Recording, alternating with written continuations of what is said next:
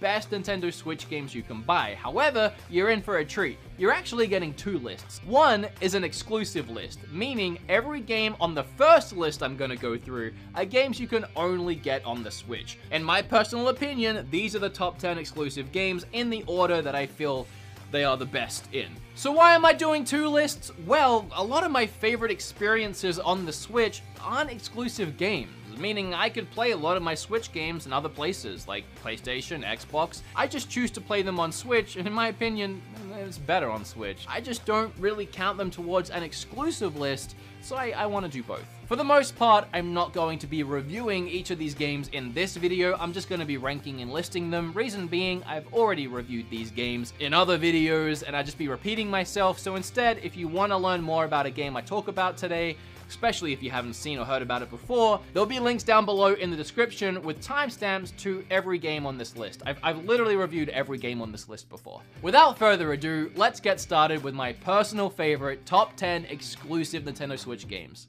Oh, and it's probably worth noting I'm not counting the Wii U ports, as they were Wii U games, not technically exclusive to the Switch. If I was counting them, this list would be completely different.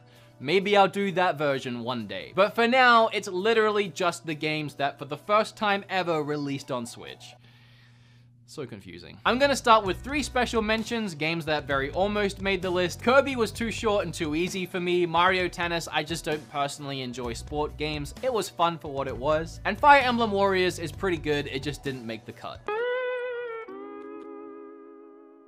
Number 10 is Tetris 99, a game that released recently for free. It's exclusive to Switch, and it's a load of fun. I actually just reviewed it, believe it or not, in the very last video on this channel, which you can go and watch right after this video. Number 9 is the Pokemon Let's Go games, both Pikachu and Eevee. I had a really fun experience playing these games with my partner Kim. We would sit in bed with our Switches at night, we'd just be catching Pokemon together, going on the adventure together, and then when we were out of the house with our little Pokeballs, we would be catching Pokemon in Pokemon Go.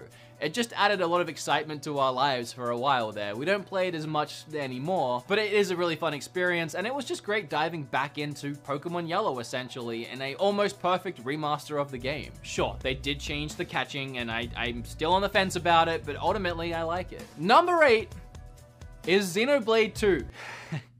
Number 8 is Xenoblade 2. I know, I already, this is gonna be so hard to explain. I don't know how many times I've tried to elaborate this, and it just doesn't get through to some people. And if you have no idea what I'm talking about, I really don't want to bring up old problems, but when I reviewed Xenoblade 2 way back in the day, whenever that was, I personally didn't like it. There was a lot about it I wish they had done differently, and it just wasn't an enjoyable experience for me, but I saw its value. I saw what was good about it. Critically looking at it, I could see what was fun about it and what people could enjoy with it, and why people enjoyed the game. And I said that in that first video. I said it's just not a game for me. I really wish they had done these things differently, and it would have been a game for me. But again, that doesn't make it a bad game, and I've always said this, I think it's a good game. It's just not a game for me. It's an absolutely gorgeous game, which I had a load of fun exploring the worlds and the towns and meeting some of the characters that weren't annoying as all heck, but we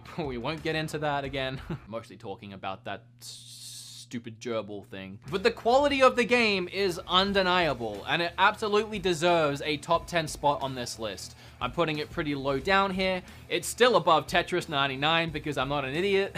And I feel like a Switch top 10 list wouldn't be complete without Xenoblade. I honestly feel that way, even if I don't personally enjoy it. And I don't know how many times I can repeat myself and give this game the credit it deserves without you hardcore fans still attacking me on a daily basis about how I didn't enjoy Xenoblade and I enjoy these games, but I don't enjoy Xenoblade.